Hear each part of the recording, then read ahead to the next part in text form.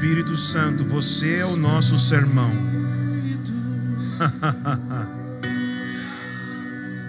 Desce como fogo, Espírito. vem como em Pentecoste. Espírito! E enche-me de novo. Espírito, Espírito, que desce como fogo, vem como em Pentecoste. Oh, vem e enche-me de novo, enche-nos outra vez. Espírito! Espírito,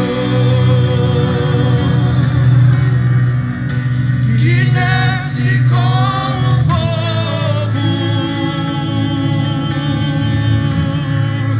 vem como em Pentecoste. Vem e enche.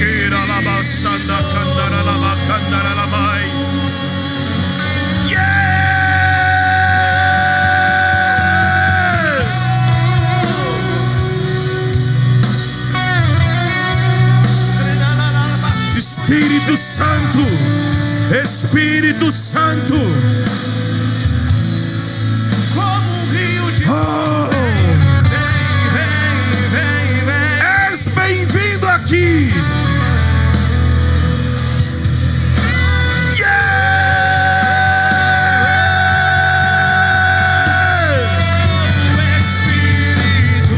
Espírito,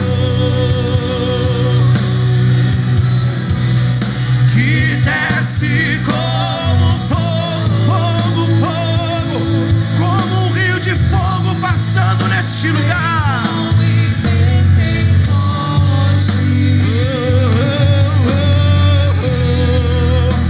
E enche-me de novo. Espírito! Enche-me de novo. Vem sobre nós! Espírito,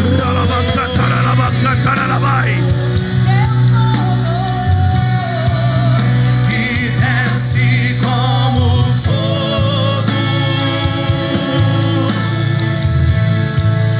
vem como em Pentecostes e enche-me outra vez. Te pedimos outra vez, Espírito, Espírito Santo, que desce como fogo, vem como em Pentecoste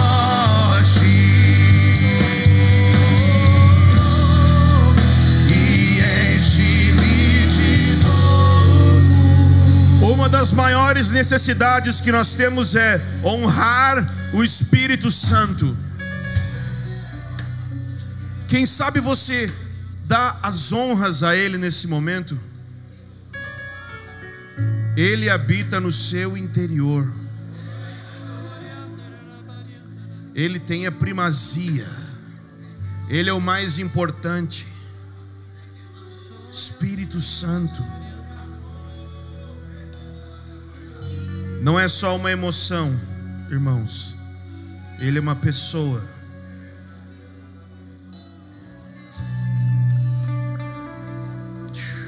Yes. Yes. Vai, profetiza. Profetiza essa guitarra.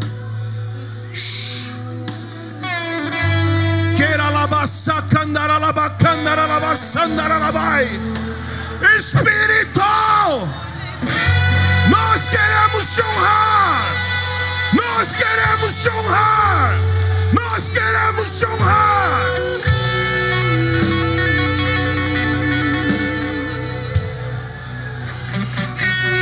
Espírito,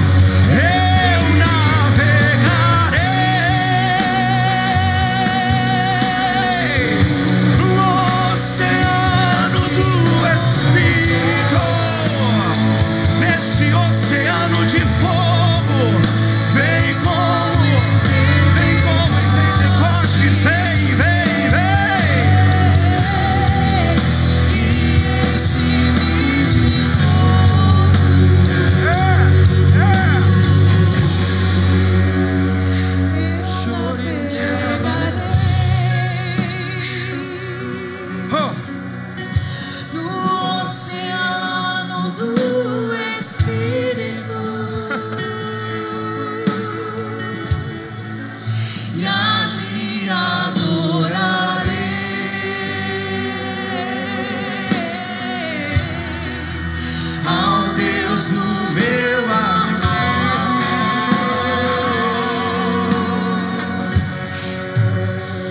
Eu navegarei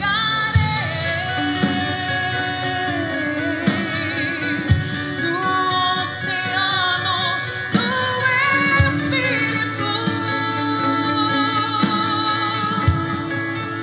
e ali adorarei Yes! ao Deus do meu amor. Deixa ele te tocar. Espírito, Espírito, que desce como fogo, vem como em Pentecostes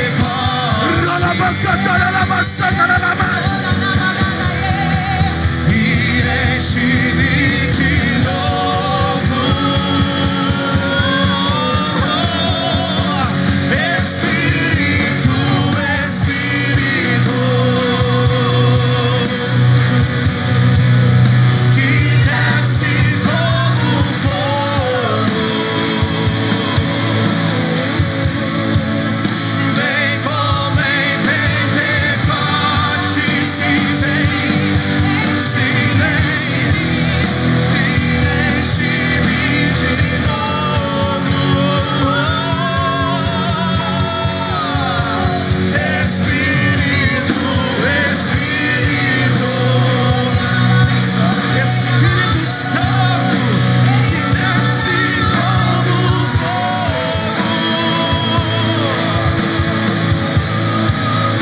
vem como em Pentecostes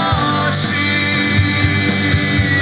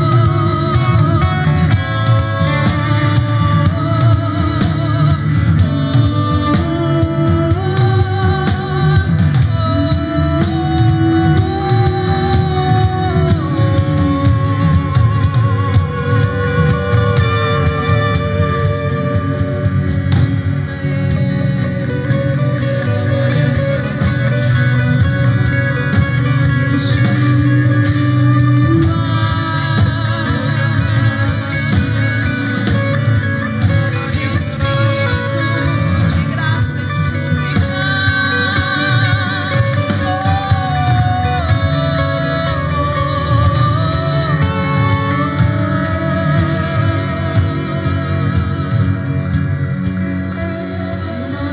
Rugiu o leão, quem não temerá? Falou o Senhor, quem não profetizará? Rugiu o leão, quem não temerá? Falou o Senhor, quem não profetizará? Rugiu o leão, quem não temerá? Falou o Senhor, quem não profetizará? Oh, oh, oh. Rugiu o leão, quem não temerá? Falou o Senhor, quem não profetizará? Rugiu o leão, quem não temerá? Falou o Senhor, quem não profetizará? Rugiu o leão, quem não temerá? Falou o Senhor, quem não profetizará? Rugiu o leão, rugiu o leão, oh! Rugiu o leão, quem não temerá?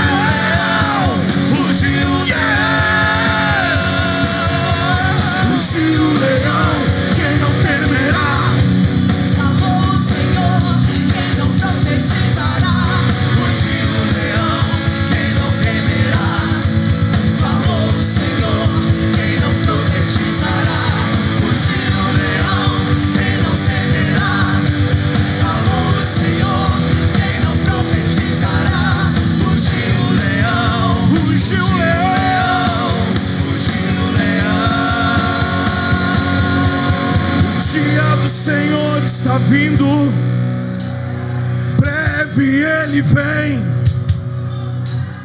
grande e terrível. Quem suportará? O dia do Senhor está vindo, breve Ele vem, grande e terrível. Quem suportará? O dia do Senhor está vindo, breve Ele vem, grande e terrível. Quem suportará? Quem? O dia do Senhor. Cante comigo isso. Breve Ele vem, terrível. Quem suportará? Quem suportará? O dia do Senhor está vindo, breve Ele vem, grande e terrível, grande e terrível. Quem suportará? O dia do Senhor está vindo, breve Ele vem, grande e terrível. Quem suportará?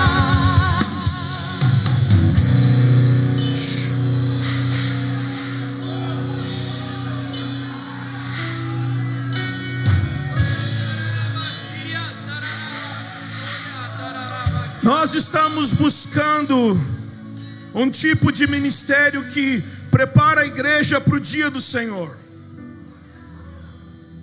Um tipo de ministério que olha para a igreja como noiva e não como propriedade que me pertence.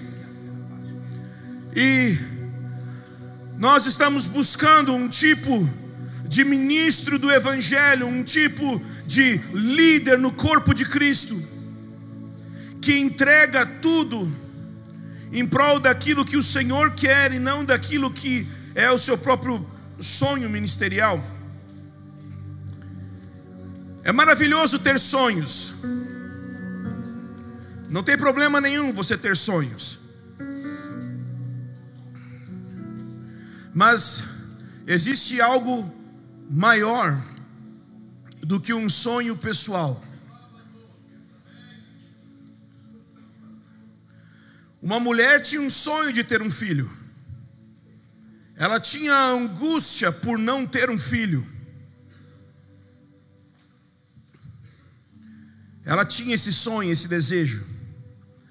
Mas um dia ela entra na casa do Senhor e com amargura de alma ela começa a orar pelo próprio sonho pessoal dela.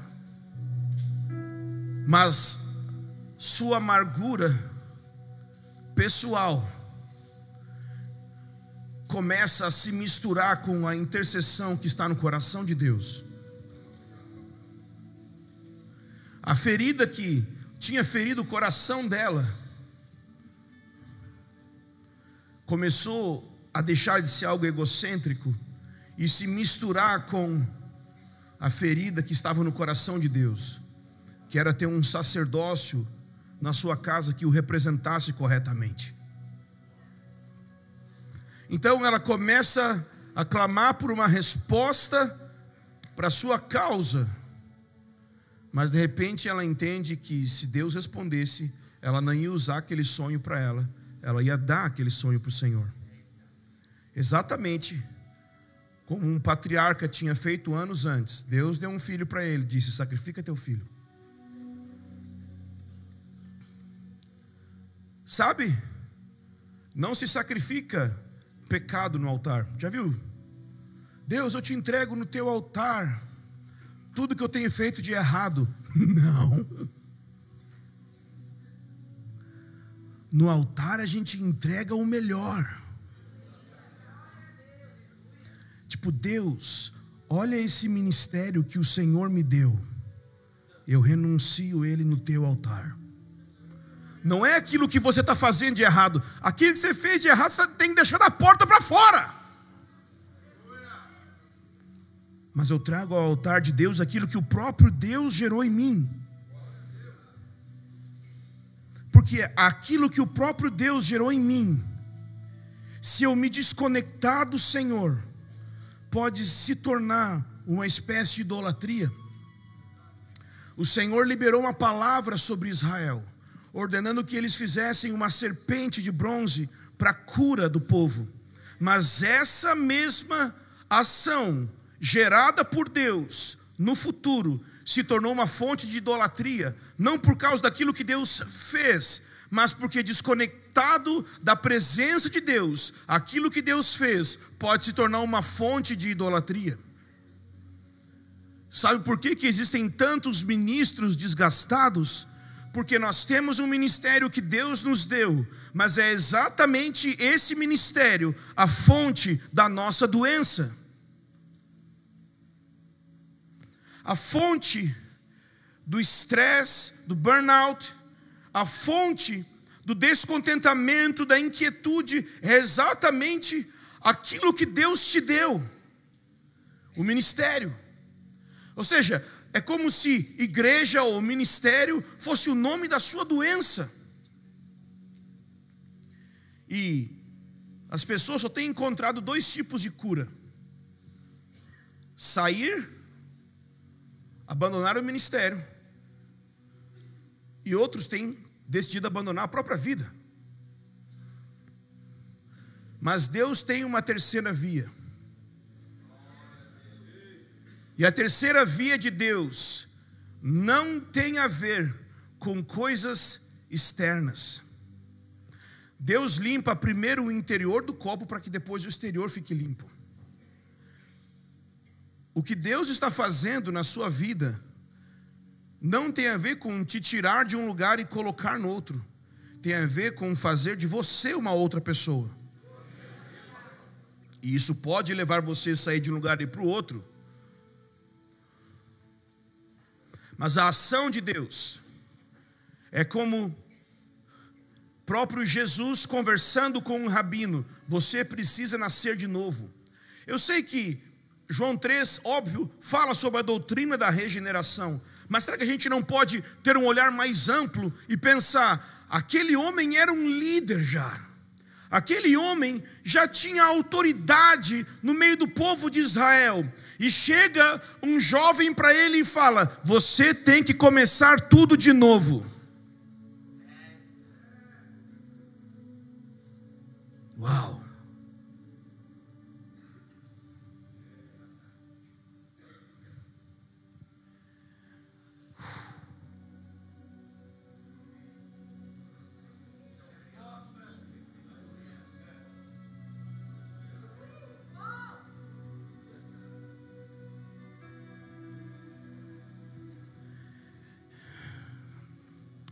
Como é lindo casamento, não é? O pai orgulhoso da sua filha tão linda, né? Ele vem até o altar com ela e entrega ela ao marido. Assim é o pastor com a igreja no dia do Senhor. Ele vai chegar com a noiva que ele preparou em anos de ministério fiel e vai entregar ela ao noivo.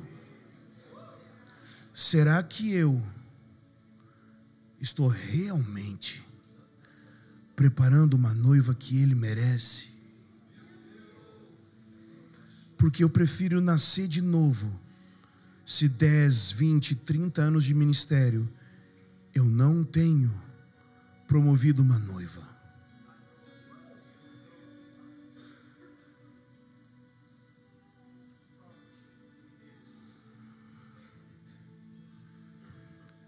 Não importa se eu errei a vida inteira, mas sabe, se no último ano da minha vida eu decidi, eu vou fazer do jeito dele.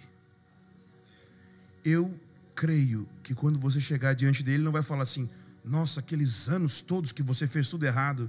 Ele vai dizer: filho, você decidiu abandonar tudo em prol da verdade. Muito bom, servo bom e fiel.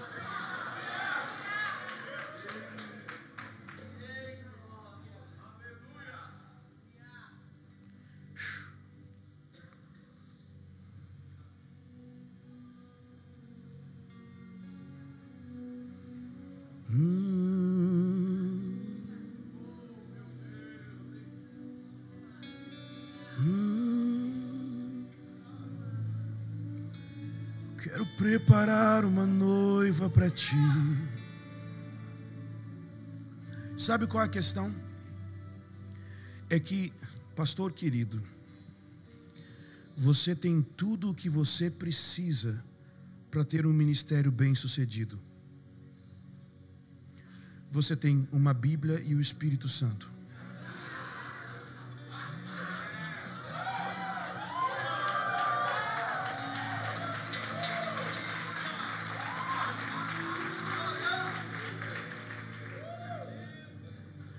Você só precisa de duas coisas agora: ler ela e ouvir ele. Essa parte, assim, demora talvez a vida inteira trabalhando em cima dessa questão. Eu tenho uma palavra para você.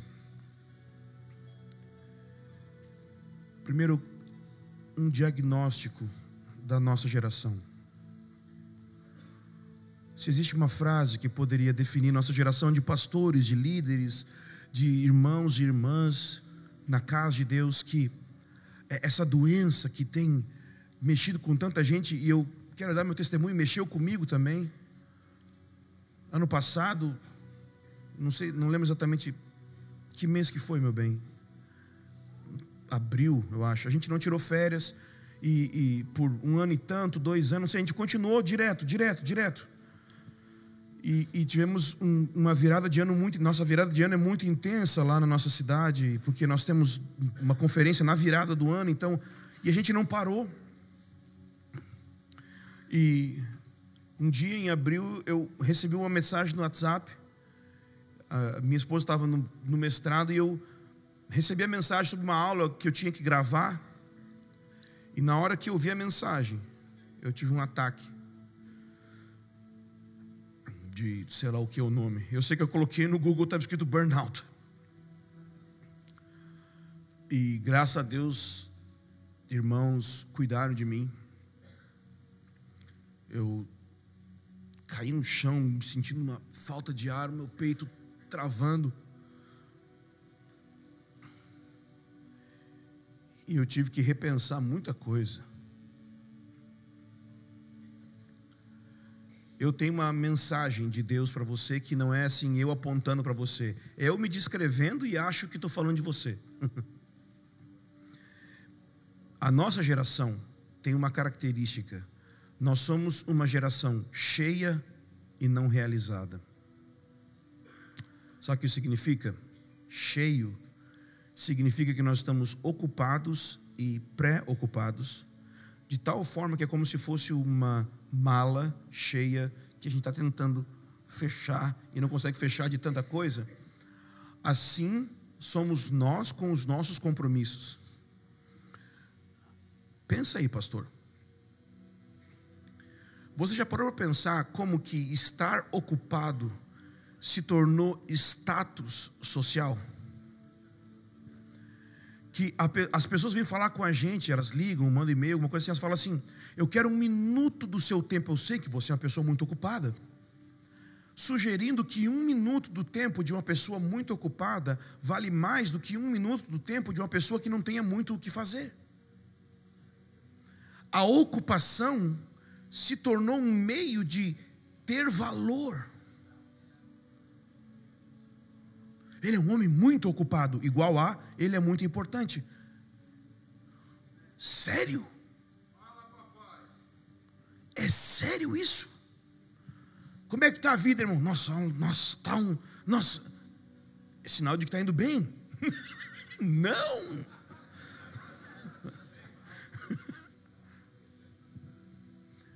Irmão, eu estou trabalhando aí nesse tal de WhatsApp aí, para tentar responder as mensagens que eu tenho. Um dia eu vou mandar a foto para vocês verem. Eu tenho mais ou menos 33 mil e-mails que eu nunca respondi. Mas esse negócio de WhatsApp, gente, eu não respondo nem minha mãe. Eu não respondo o Fábio, só quando é profecia. Às vezes o Fábio manda a profecia, vai ficar 2 meses lá que eu não vejo. Podia ter visto antes. Irmãos, não só nós estamos ocupados, como nós estamos preocupados. Que significa não só ocupação, mas significa preencher o tempo com ocupação antes que o tempo chegue. Então, nossa geração tem a ocupação como status, e não é para menos que as pessoas têm medo da aposentadoria. Já parou para pensar nisso? Quem sou eu se eu não tenho mais um emprego para ir todos os dias? Quem sou eu se eu for um pastor jubilado no ministério? Sei lá se vocês acreditam nisso, mas talvez. Quem sou eu daqui a alguns anos, quando eu não tiver mais força para viajar?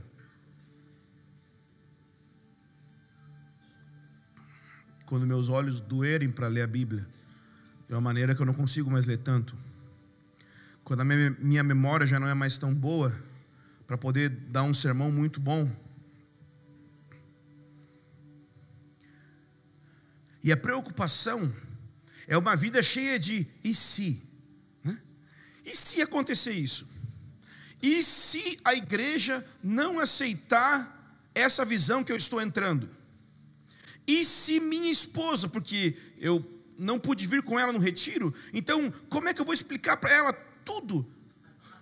E se minha esposa não gostar? E se meus companheiros de ministério não concordarem? E se? E se? E se eu mergulhar naquilo que Deus tem para mim e eu ficar sem dinheiro? E se? E se? E se? Nós estamos tão preocupados com aquilo que pode acontecer, que dificilmente a gente consegue estar presente no hoje para acontecer agora. Nossa mente está dividida por causa de ansiedade. Mas não só nós somos ocupados e preocupados, nós somos não realizados. Sabe o que isso significa? Significa que a gente faz muito, mas não vê importância no que faz. Aí sim é um problema. Porque uma coisa é você trabalhar muito, mas você perceber significado naquilo que você faz. Você pode gastar longas horas de trabalho, longas horas de serviço árduo, porque você percebe sentido naquilo que você faz. Outra coisa é quando o meu trabalho me traz a sensação de que eu estou sendo empurrado para outros, para atividade que não tem sentido algum. Não possuem sentido em si, gerando enfado. Não tem sentido para os outros, gerando ressentimento. E eu passo a não ter sentido, gerando depressão.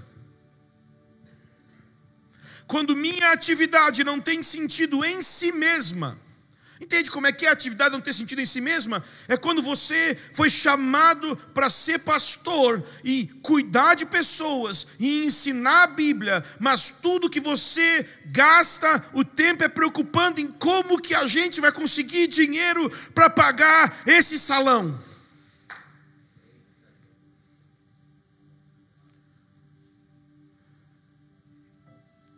A gente não vê sentido no que faz, e não só isso, mas a gente percebe às vezes que o que a gente faz não é que não, às vezes não tem sentido para nós. Às vezes você pode fazer uma coisa tola, mas para o seu filho se alegra com aquilo, você gosta.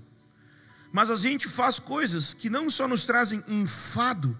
Enfado não é cansaço, entende? Enfado é aquilo que mesmo descansado permanece sobre você como um estado de cansaço mental.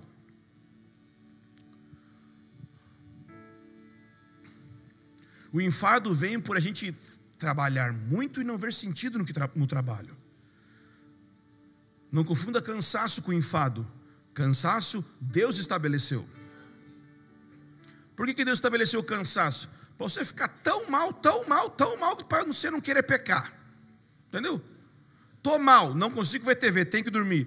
Tô mal, não consigo pensar bobagem, tem que dormir. Foi Deus que colocou. Do suor do teu rosto comerás o teu pão. Vai suar, vai ser difícil. Deus estabeleceu, é redentivo. Cansaço é redentivo. Cansaço, fruto de trabalho. Enfado, não. Enfado é falta de significado nesse trabalho. É não perceber a importância naquilo que é feito. E quando esse enfado se torna ressentimento, é quando esse enfado que é quente no meu peito começa a congelar. Porque eu vejo que não só o que eu faço não tem sentido para mim, como não tem sentido para os outros. É como se eu fosse controlado pelas pessoas de um lado para o outro. Só que chega um momento que o ressentimento se agrava, porque não só eu percebo que a minha presença e aquilo que eu faço num lugar não fazem diferença alguma. Não só isso, mas eu percebo que a minha ausência é preferível. E aí chega o suicídio. O suicídio vem de você perceber que o que você faz não tem sentido para você, gerando enfado, não tem sentido para os outros, gerando ressentimento, e você deixa de ter sentido, gerando depressão. E então você percebe pessoas que são premiadas por suas grandes realizações, se suicidando por não se sentirem realizadas. Porque aquilo que eu realizo não me realiza. Aquilo que eu faço não é de fato algo que eu percebo um sentido eterno. Qual é a solução?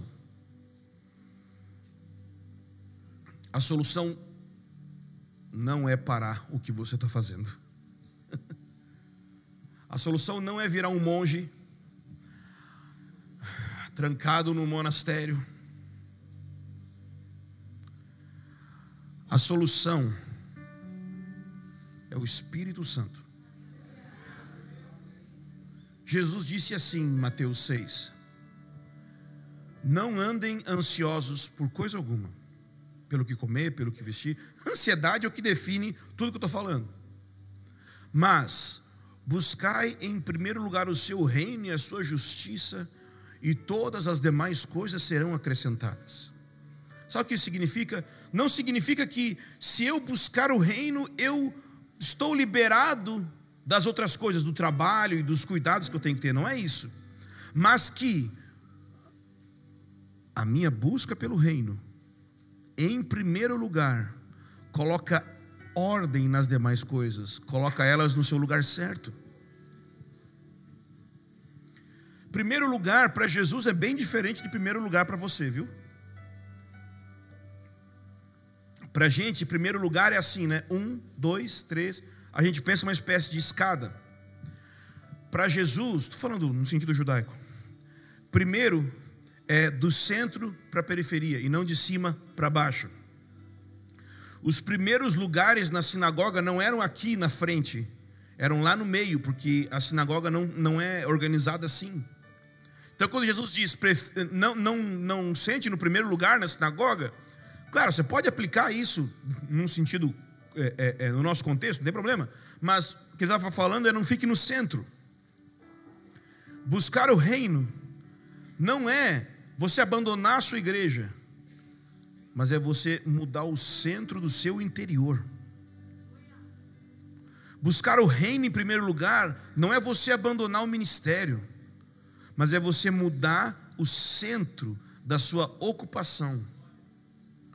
Sua ocupação não deve ser em primeiro lugar essas coisas, mas deve ser em primeiro lugar o reino. E aí você vai falar, mas eu sei, irmão, eu inclusive ensino isso.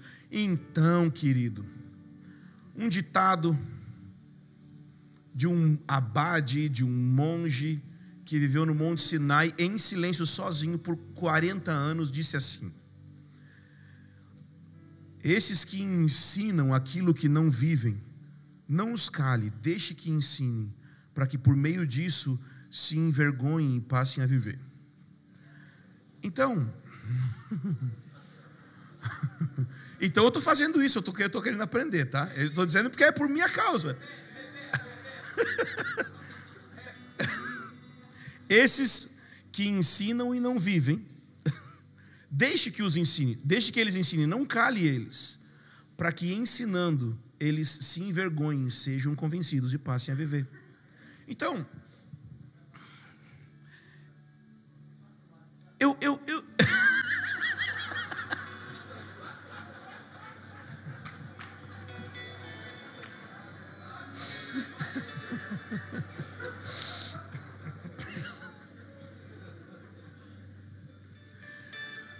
O que é buscar o reino em primeiro lugar? Porque, irmãos, eu vou em alguns lugares, o pessoal fala assim, que aqui a gente é mais de uma teologia de reino. Legal, mas assim, no caso, o que é isso?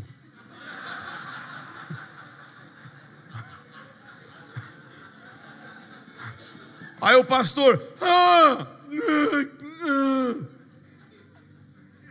tá, tudo bem, pastor, beleza. Era só uma frase de efeito que você não sabe o significado? Tudo bem. Tipo, teologia de reino é a mesma coisa que... Tranquilo. Você poderia dizer, ao invés de venha ao teu reino, poderia dizer, venha chinforínfula, né? Quem viu Chaves sabe do que eu estou falando.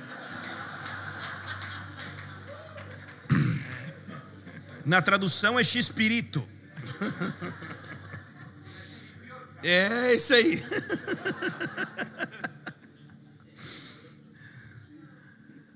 Onde que está o reino agora? Se eu quisesse achar o reino aqui agora, onde que eu acharia? No Espírito Santo. Quem tem o reino é o Espírito Santo. Onde está o reino? No Espírito Santo. Então, buscar em primeiro lugar o reino significa que, em primeiro lugar, eu priorizo a presença do Espírito no meu interior. Deus colocou o Espírito no meu interior para que, zelando dessa presença no meu interior, o meu próprio interior não seja consumido com preocupações do ministério e tudo tome o seu devido lugar.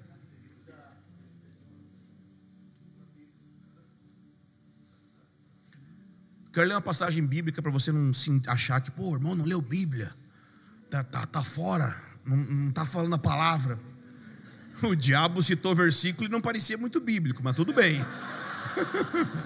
Mas vamos embora. Abre em Êxodo. Vocês são muito felizes. Aplaude, você quer aplaudir? Vocês são... Eu queria ser ovelha de vocês, viu? Vocês são. Você gosta de um negócio mais forte, né? Abre comigo em Êxodo 25. Que horas são?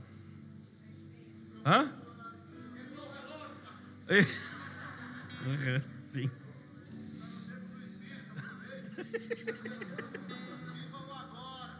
Tá bom. Minha palavra voltando. Não voltará para mim vazia, né?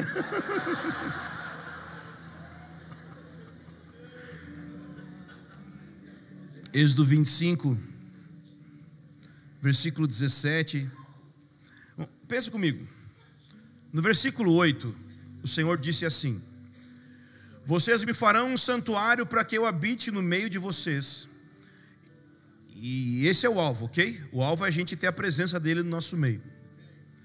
Mas então no versículo 9 ele fala: farão de acordo com o modelo, com o terebite, que eu mostrar para você no monte. O modelo basicamente é que Deus iria levar Moisés até o céu, e Moisés iria ver o tabernáculo celestial, e iria reproduzir a estrutura e a liturgia e a ética do tabernáculo celestial na terra.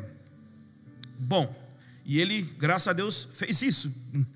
O maior milagre nem foi Deus mostrar para Moisés, né? Foi Moisés conseguir passar para outros, e os que ele passou fizeram. Que coisa! Então, quando o Senhor vai começar a mostrar para Moisés a construção da sua casa, qual é o primeiro móvel que Deus mostra para Moisés para construir? A arca. A arca, o pessoal fala assim, a arca representa a presença. Sim e não. Sim, representa a presença, mas é mais do que isso. A arca é uma réplica, por assim dizer, do trono de Deus no céu. Estou falando de maneira muito limitada, a princípio é isso, ok? A Bíblia fala sobre o Senhor que habita entre os querubins, sobre a arca onde ele descansa os seus pés. Então a arca é o centro, a arca é a réplica do trono de Deus, e o trono é o centro do céu. Então Deus começa a construção do centro para fora. Muitos de vocês estão saindo, querem sair de uma construção que não é a construção que Deus está fazendo. E aí agora o que vocês querem saber? Como constrói do jeito certo? O jeito certo é de dentro para fora. A ordem de Deus não é de fora para dentro. Então, antes de se preocupar com quais estruturas novas nós precisamos ter, nós precisamos nos preocupar em que tipo de coração nós vamos ter.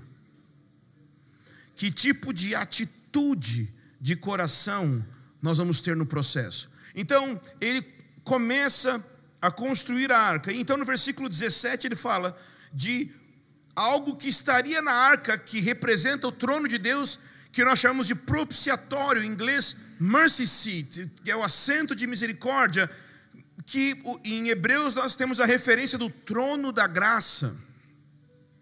Então ele diz no versículo 17: também farás um propiciatório de ouro puro, com 2 côvados e meio de comprimento e 1 côvado e meio de largura. Farás também 2 querubins de ouro batido nas 2 extremidades do propiciatório. Farás um querubim em cada extremidade. Serão feitos para formar uma só peça com o propiciatório nas 2 extremidades dele. Os querubins terão as asas estendidas por cima do propiciatório, cobrindo-o. Estarão de frente para o outro, com as faces voltadas para o propiciatório. Colocarás o propiciatório em cima da arca, e dentro da arca porás o testemunho que te darei. Ali virei a ti. E de cima do propiciatório, do meio dos 2 querubins que estão sobre a arca do testemunho, falarei contigo a respeito de tudo o que eu te ordenar para os israelitas. Ali virei a ti e falarei contigo. Quantos querem um lugar onde Deus pode vir e falar, né? Eu quero isso na minha vida também. Mas eu quero te mostrar algo aqui. O Senhor deu a arca para eles fazerem. Então eles têm essa tampa, propiciatório, os 2 querubins. E o que é que tinha entre os 2 querubins?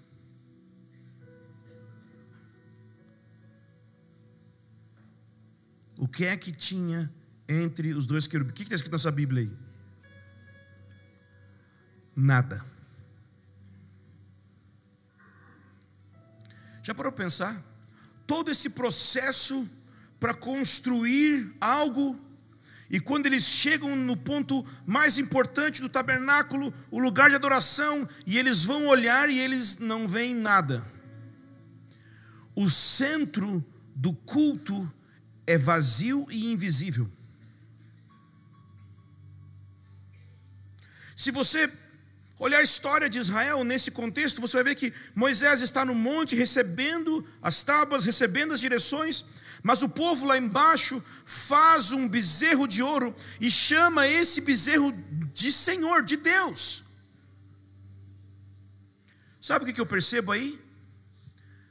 É mais fácil ter um culto com algo que eu posso ver do que com algo que eu não posso ver. Mas Deus estabeleceu um culto com algo que eu não posso ver. O método de Deus é com coisas invisíveis e vazias. Vazias em que sentido? Vazio para Deus preencher.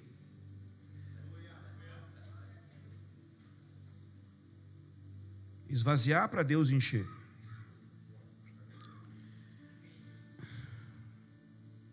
Então as pessoas perguntam para você: pastor, qual é a direção do nosso ministério? Eu vou dizer então agora qual é a direção do teu ministério. Para os próximos meses, para os próximos anos, eu vou dizer exatamente o que você tem que fazer. Antes de construir um tabernáculo, construa uma arca. Antes de tentar ter tudo, tenha o trono. Mas como nós podemos estabelecer o trono de Deus entre nós? Pense na arca. O que é que tinha dentro da arca? As tábuas da lei.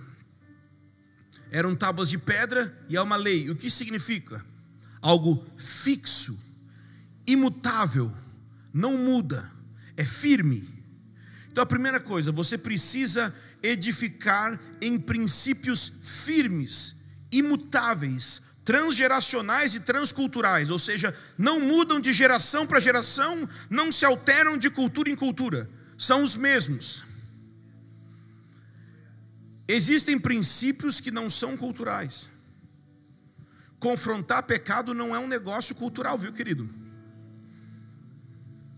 Santidade não é um negócio cultural. Então, em primeiro lugar, você precisa entender quais são os princípios imutáveis do reino de Deus. Ok? Ou seja, são coisas, são verdades, são princípios, não regras, princípios, valores que te mostram um lugar para ir, te mostram algo fixo. Os valores do reino basicamente são balizas numa estrada que protegem a sua liberdade. Entende? O Senhor delimita, você pode ir até aqui com esses valores. Aqui dentro você pode andar, eu te dou liberdade.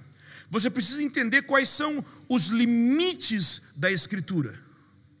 Ok? O problema do pessoal do mover é que é muito mover e não tem os princípios fixos. Então, Deus me falou, Deus me falou, Deus me falou. Você que é pastor sabe, né, que como é que eu vou aconselhar alguém que Deus já falou? Ah, pastor, que Deus me falou. Ah, irmão, então vai embora. Estou me matando aqui para ouvir, está ouvindo direto.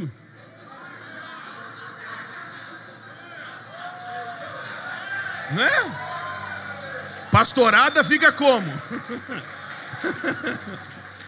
Pastorada fica.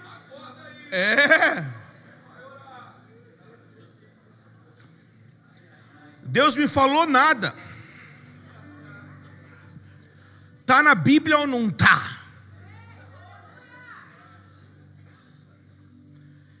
Mas, o outro lado é que muitos irmãos mais tradicionais têm esse elemento firme da palavra, mas não tem aquele elemento ali do ali virei a ti e falarei contigo.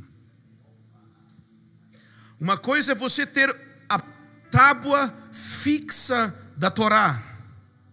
Outra coisa é a voz de Deus em cima da Torá. Se você repetir, uma coisa é a palavra fixa, a Torá, a Bíblia, irmãos, a Bíblia, o livrinho, ok? Uma coisa é a palavra fixa, Deus falou, ok? Inegociável, inerrante, inspirada, ninguém pode acrescentar nada, ok? Não estou falando aqui de ouvir de Deus e acrescentar algo à Escritura, nada disso. Mas você tem a palavra fixa, ok? Mas você tem o Espírito vindo em cima e falando em cima daquilo que está escrito.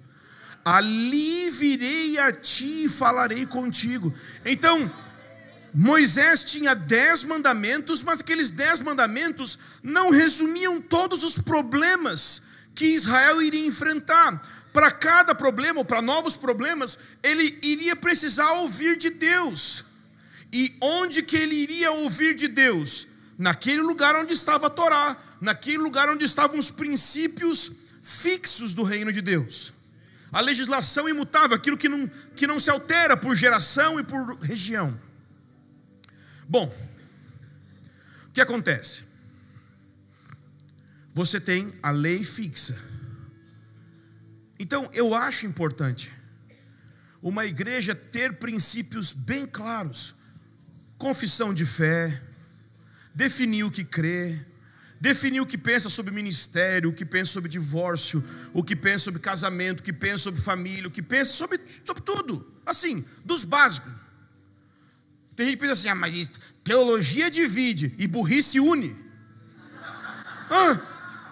É que eu não gosto de teologia.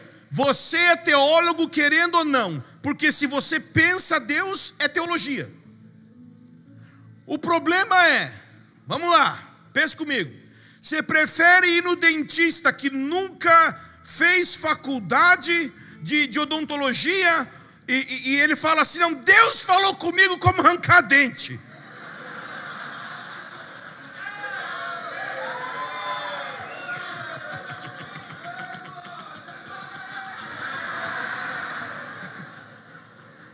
Eu prefiro ir num cara autorizado. Sei lá, cada um. O irmão tem liberdade aí, né? Não estou dizendo que você tem que ir para um cemitério teológico, né? Mas que pensar as escrituras é extremamente necessário. Ter a base da escritura é necessário. Saber como você vai organizar a igreja é importante. Você ter uma eclesiologia sadia, simples, é importante. Mas isso não é Deus falando. Deus fala em cima disso. Então eu queria propor para você que você estabelecesse estruturas, princípios firmes. Mas qual é o centro de todos os princípios da estrutura? O vazio. O problema é que o centro de muitas estruturas que nós temos é crescer. Qual é o alvo? Crescer. Qual é o centro? Multiplicar. Qual é o objetivo? Ser melhor. Sei lá. Tudo que você coloca no centro se torna idolatria. As pessoas perguntam, qual é a direção do nosso ministério? Eu vou dizer qual é a direção para o seu ministério. Você vai estabelecer uma estrutura clara, bem feita, bíblica. Mas para que tudo que você faz seja estruturado de tal forma que o centro tenha um espaço vazio para Deus chegar e falar e levar vocês para onde Ele quiser. Você não pode estabelecer uma estrutura que já define a direção, porque quando você já definiu toda a direção, você perdeu a presença de Deus. Pensa comigo. Deus vinha ali e falava com Moisés, e a partir dali eles andavam no deserto. A nuvem se movia, mas tinha uma estrutura. A estrutura é importante, mas a estrutura só existe para uma coisa. Qual é o centro? Ao redor desse vazio, o que é que tinha? 2 querubins. E o querubim servia para quê? Serve para quê? Guardar. Eles são os vigias do lugar vazio para Deus falar.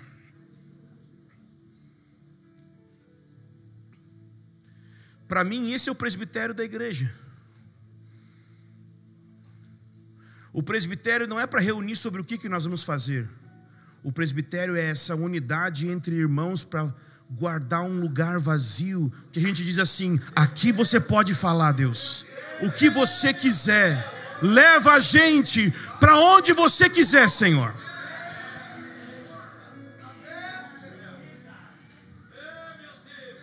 Essa é a direção para a sua vida, eu acredito. Eu submeto a você. As pessoas querem uma direção, as pessoas querem um bezerro de ouro. Vai, sacerdote, algo para a gente adorar. A gente precisa ver algo. Por que eles precisam ver? Porque aquilo que eu vejo eu domino, eu administro, eu controlo. Mas Deus é incontrolável. Nós estamos lidando com algo que nós não controlamos, nós somos controlados por. Talvez você está achando que eu estou louco. Eu vou te provar no Novo Testamento agora isso. Primeira passagem, Marcos, capítulo 3. Nosso Deus reina.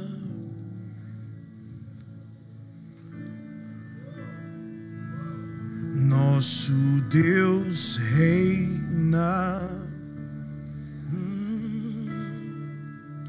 Nosso Deus reina. Para sempre Ele reinará.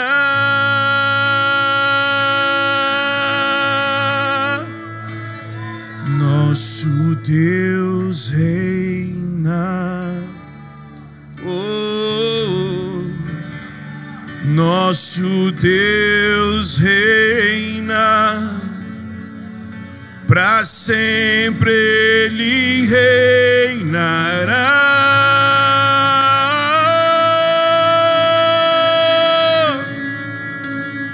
Nosso Deus reina.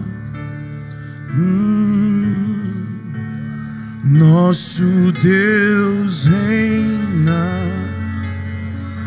Para sempre Ele reinará.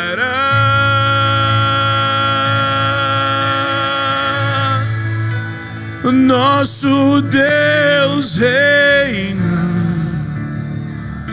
Oh, nosso Deus reina. Para sempre Ele reinará.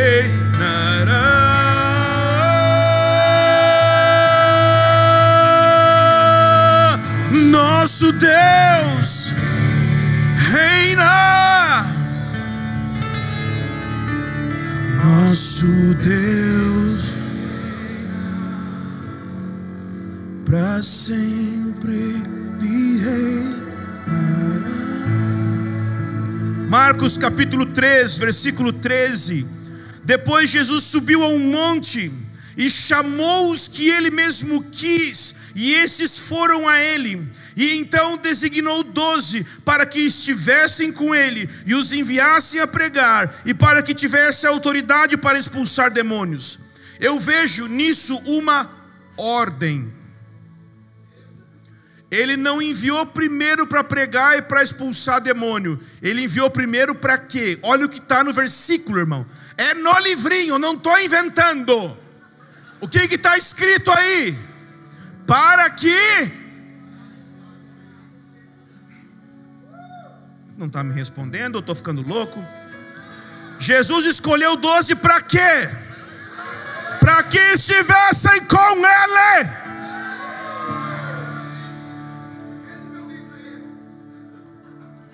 Compre lá o livro.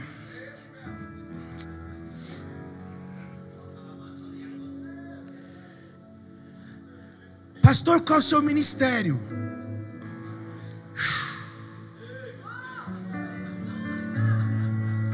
É trancar o meu quarto e conversar com ele. É perguntar como é que você está hoje, Jesus. Estou muito feliz de te ver aqui. Ei! Uau! Volta mais aqui para te beijar. Fecha a porta do teu quarto e vem ficar comigo. Pois eu quero ser o teu amigo. Isso é tudo que eu quero, tudo que eu preciso. Vem dançar comigo. Vem bailar comigo. Oh, vem minha noiva.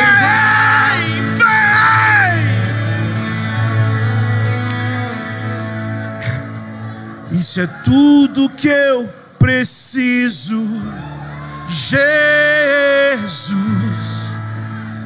Tudo que eu preciso, Jesus.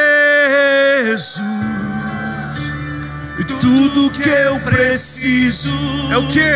Jesus, és tudo que eu preciso.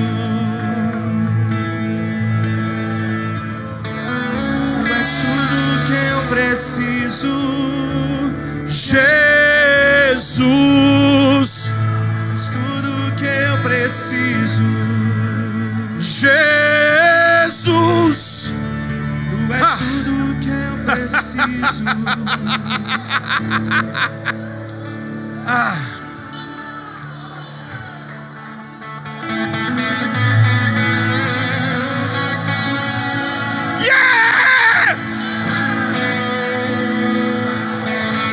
O pardal encontrou casa e a andorinha encontrou ninho para si. E eu encontrei os teus altares, Senhor, Rei meu e Deus meu.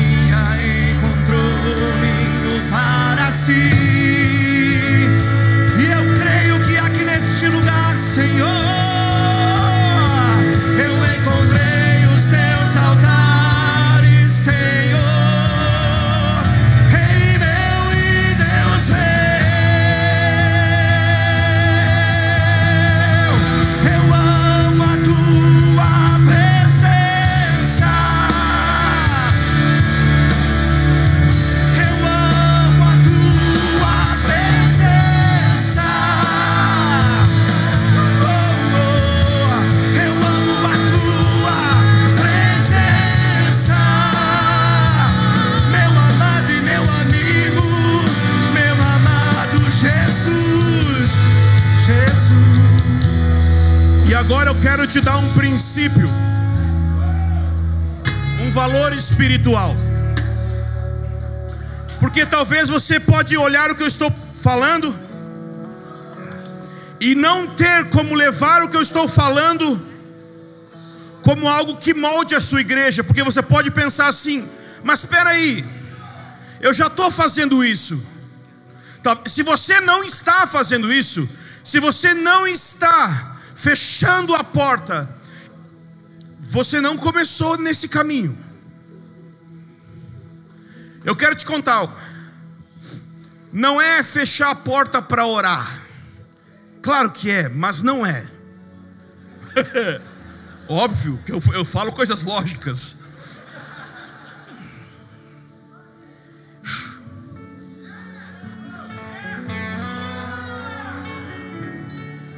Existe uma presença do Espírito no coração de quem nasceu de novo. E o fechar a porta do quarto é só para abrir a porta do coração. É para, sabe, você lembrar que Ele está em você e você está nele. Eu estou em Cristo, Cristo está em mim. É só, entende? É um movimento, como Henry Nouwen falava, é um movimento do isolamento para a solitude. Eu me sinto isolado das pessoas, mas agora eu não estou mais isolado das pessoas, eu estou sozinho perante a face de Deus. Mas talvez você já tenha andado por esse caminho e está andando e não consegue ver como isso se traduz na estrutura da sua igreja. Ou seja, você tem unção e graça, prega, mas parece que isso não multiplica. Existe algo. Eu vou te dar um exemplo. Atos capítulo 6. Eu já deveria de terminar, não é? Por isso vocês estavam de pé, a banda estava aqui, não era isso? Era um sinal para terminar? Não? Então vamos ler isso aqui, eu estou terminando. O que não significa nada quando um pastor fala, mas eu estou terminando.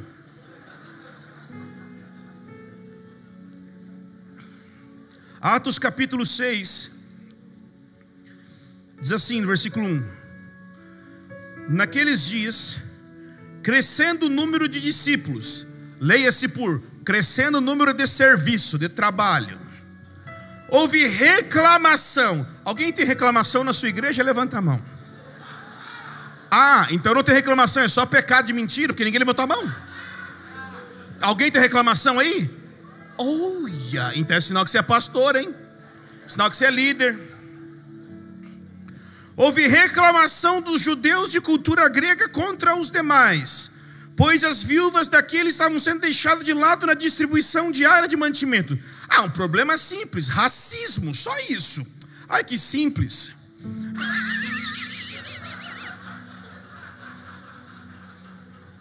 Só racismo, coisa básica.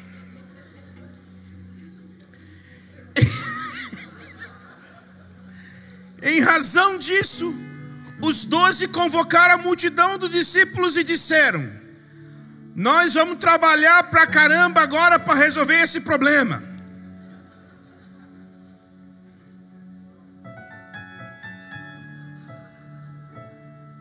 Ai, pastor, e esse problema aqui? Tem um cara chamado Francis Frangipane. E o Francis, ele decidiu que ele iria tirar mais tempo para ficar com Jesus orando, né? E aí aconteceu aquele negócio que sempre acontece quando o pastor ora, né? Tem avivamento na igreja. A igreja cresceu, aumentou o número de membros. E aí, vamos trabalhar, né? Gente para aconselhar, é culto para liderar, né? E escola de líderes e tudo mais e tal. E o negócio foi pegando. Assim, ele deu uma diminuída no tempo de oração, mas tranquilo, eu trabalho, né? Tem que trabalhar. Aí um profeta ligou para ele. Ele pensou: uau, um profeta ligou para mim. Eu estou realmente no rio do avivamento. Aí ele atendeu o telefone, ele: alô, Francis. O cara ligou do outro estado. O senhor me deu uma palavra. É mesmo? O quê? Ele está com saudade de você. Ele caiu em arrependimento. E ele, com muito receio, com muito temor, chegou diante da igreja, achando que iam falar mal dele, e falou assim: irmãos, a partir de hoje, toda manhã, eu não vou receber nenhum de vocês, eu vou ficar só diante de Deus. Ele achou que ia dar problema. A igreja levantou e aplaudiu. A igreja está esperando que os líderes mostrem a direção do que realmente é importante. Nós não vamos deixar a palavra de Deus e a oração para servir as mesas. É importante as mesas, é importante o serviço, é tão importante que eles escolheram homens, os melhores homens para o serviço, ok? Mas existia algo superior. O ministério ao Senhor é superior ao ministério ao povo. Na verdade é a base. Versículo 3: portanto, irmãos, escolhei dentre vós 7 homens de boa reputação, cheios de Espírito Santo e de sabedoria, os quais encarregaremos desse serviço. Mas nós, repete comigo, nós. Ele não disse, não era um líder só. Nos devotaremos à oração e ao ministério da palavra. Versículo 7: e a palavra era divulgada de modo que o número de discípulos em Jerusalém multiplicava. Saiu de aumento para multiplicação, né? Mas por quê? Porque os presbíteros juntos decidiram que iam, vamos colocar nesse sentido assim, ter um lugar secreto coletivo. Então, o seu ministério pessoal é você fechar a porta e ficar sós com Jesus. Mas você e o presbitério que está com você, vocês precisam também ter um tempo onde vai abrir espaço para Jesus. E deixa eu ler só mais uma passagem e soltar aqui a franga.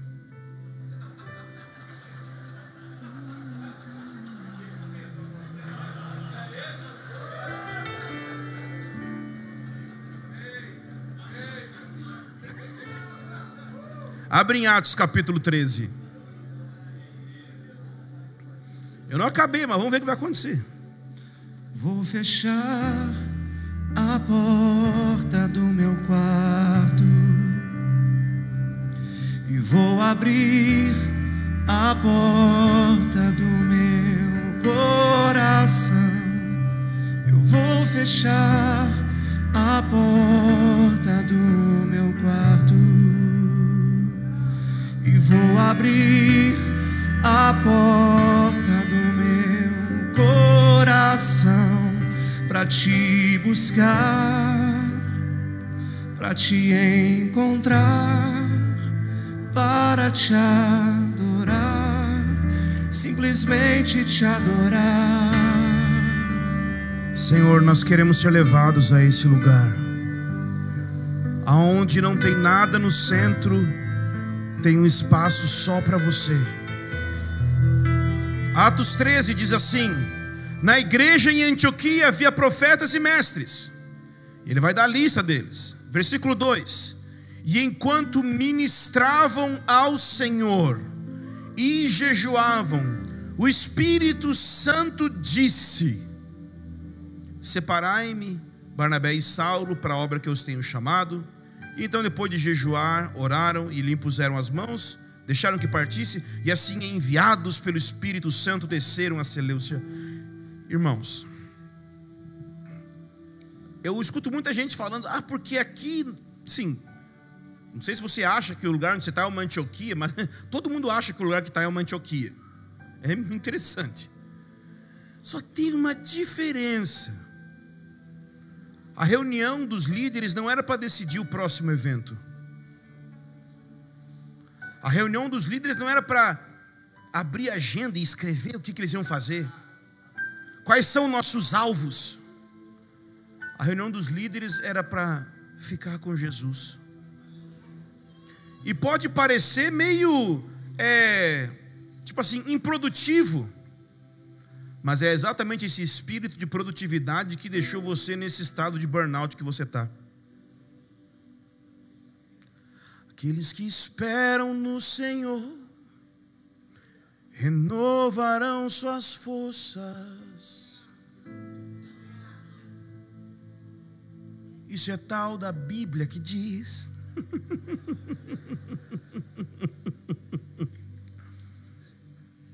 Esperar em Deus. Como assim? Esperar em Deus.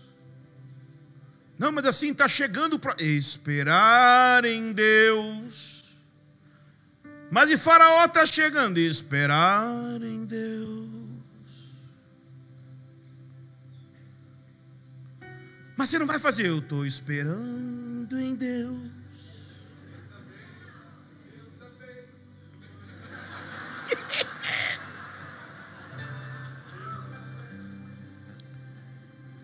O propósito do nosso trabalho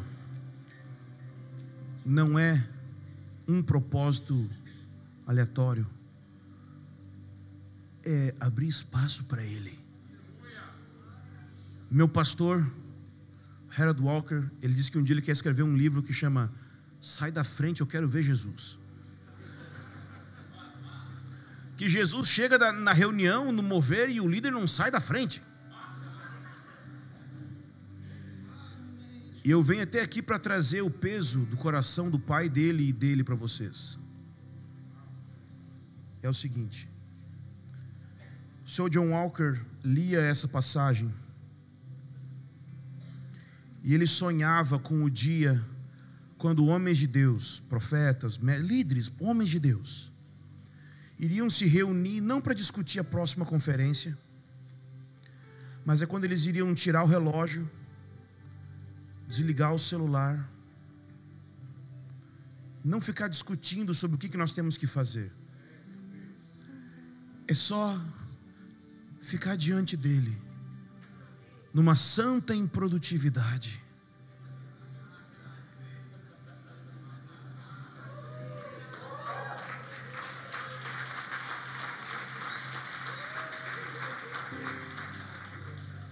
Por quê? Porque Porque foi nesse contexto que Paulo se tornou o apóstolo Paulo. Até então ele era ou um profeta ou um mestre. O sonho do Sr. John Walker era ver o verdadeiro ministério apostólico restaurado. A restauração do verdadeiro ministério apostólico é quando profetas, mestres, homens da palavra se juntarem para esperar em Deus. Não para falar sobre suas novas conquistas, mas é se unir consciente das suas derrotas. Porque a gente mostra muito bem para os outros que a gente está indo bem, mas tem muita coisa que está dando errado também. Por que a gente não para e admite: nós precisamos de uma palavra nova para essa geração? Nós precisamos de Deus estar conosco. Não é um negócio novo, ainda é pregar a Bíblia, evangelizar pessoas. Diz, qual é a direção? Igreja. Igreja, já ouviu falar de igreja? A gente evangeliza a pessoa, depois a gente ensina ela a obedecer a Jesus, batiza ela, tal. E não vamos inventar nada novo. A única coisa nova que a gente quer fazer é abrir espaço para Deus, para Ele ser Deus. Essa é a minha mensagem para você. Vamos ficar em pé? Não tenha sobre ti um só cuidado, qualquer que seja. Essa é a música. Pois somente um seria muito para ti. É meu, somente meu, todo o trabalho.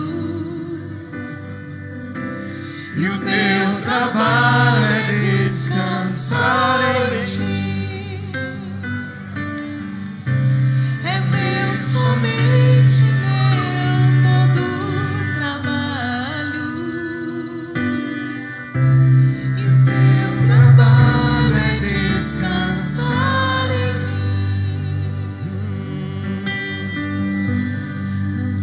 Mas quando enfim tiveres que tomar decisão,